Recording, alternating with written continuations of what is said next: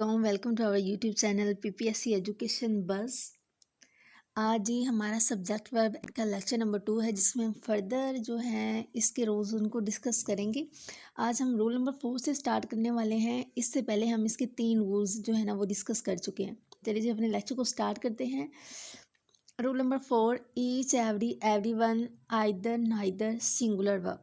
अब इसका क्या मतलब? इसका मतलब है कि जब भी सेंटेंस में ईच आ जाए, एवरी आ जाए, एवरी वन, आइदर नाइदर आ जाए, इधर या नाइदर आ जाए, तो आपने क्या करना है, हमेशा इनके साथ सिंगुलर वर्ब यूज़ करना है। Each student is present, for example each student is present. अब यहाँ ईच आ गया है ना, तो ये मस्ट है, आपको ये क्लियर पता होना चाहिए कि जिस भी सेंटेंस में ईच आएगा तो उसके बाद हमेशा सिंगुलर ही हमारा जो वर्ब है वो आएगा। Neither of the answers is correct. अब देखें, अगर बेसिकली हम स्टूडेंट्स क्या करते हैं, बच्चे क्या करते हैं कि ये इधर इन्होंने जी सेंटेंस में आंसर्स देख लिया है, वो प्लूरल है, तो हम क्या करेंगे, हम आर को मतलब उधर टिक कर देंगे। तो ये गलत होता है, ये ऐसे नहीं होता। जैसे आपने देखा कि सेंटेंस में ईच है, एवरी है, एवरी वन है, इधर है, नाइदर है, तो आपने क्या करना है कि आपने हमेशा जो आपका वर्ब है उसको सिंगुलर ही चूज़ करना है।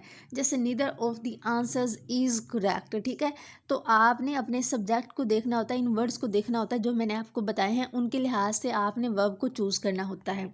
सेकंड है जी इधर और, neither nor, verb agreement with the subject closer. अब इसका क्या मतलब? इसका मतलब है कि जहाँ भी को रिलेटिव जो कंजक्शन है ना वो यूज़ होंगी, तो आपने क्या करना है कि जो उसका सेकंड पार्ट है, जैसे आइदर और है, आइदर पहले आ जाता है और बाद में आता है, तो और के करीब जौन सा हमारा सब्जेक्ट होगा ना, हमने उसके मुताबिक अपना वर्ब लगाना होता है, ठीक है। या नाइदर नॉर के करीब जो होगा उसके मुताबिक लगाना है। अब हम एग्जाम्पल्स के थ्रू देखते हैं कि मतलब आया ये कैसे जो है ना प्रैक्टिकली कैसे यूज़ होगा। इधर माई ब्रदर और माई सिस्टर्स आर कमिंग। अब देखिए, इधर जो हमारा आ गया स्टार्ट में, माई ब्रदर के बाद और आया है, या जिसको आप आर बोलते हैं वो आया है। उसके बाद है माई सिस्टर्स। अब सिस्टर्स क्या है? प्लूरल है। तो जो हमारा सब्जेक्ट और के करीब है हमने उसको देखना है, और वो प्लूरल है तो हमारा वर्ब क्या आएगा? हमारा वर्ब भी प्लूरल ही आएगा। तो हम लगाएंगे इधर माई मदर और माई सिस्टर्स आर कमिंग आएगा, इज़ कमिंग नहीं आएगा। आपने ये नहीं करना कि मतलब पहले वाला जो है ना, मैंने बताया है कि ये इधर ना इधर कहीं भी आ जाएगा तो आपने उसको देके सिंगुलर लगा देना है।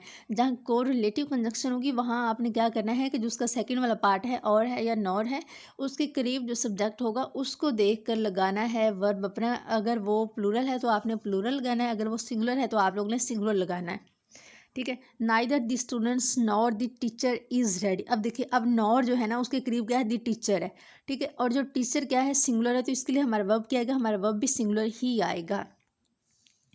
जो हमारा है जी रूल नंबर 6 है, वो है uncountable nouns singular verb.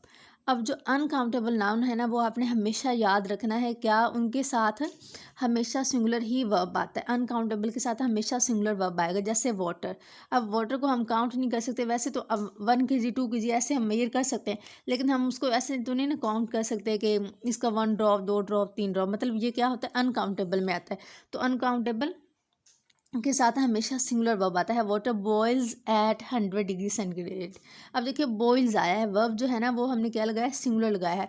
Furniture is expensive. अब जो फर्नीचर है ना वो अनकाउंटेबल है, ये अक्सर आ रहा होता है एग्जाम्स में, और एपीएससी पीपीएससी में कम्पिटिटिव एग्जाम में, और हम गलत कर देते हैं।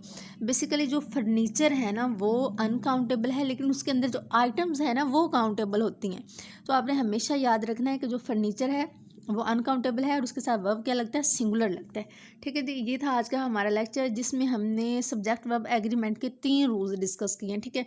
अगर आपको हमारी वीडियो पसंद आती है तो इसको लाइक कर दें, इसे दोस्तों के साथ शेयर कर दें, और हमारे चैनल को सब्सक्राइब कर दें। मिलते हैं नेक्स्ट लेक्चर में। अल्लाह हाफिज़।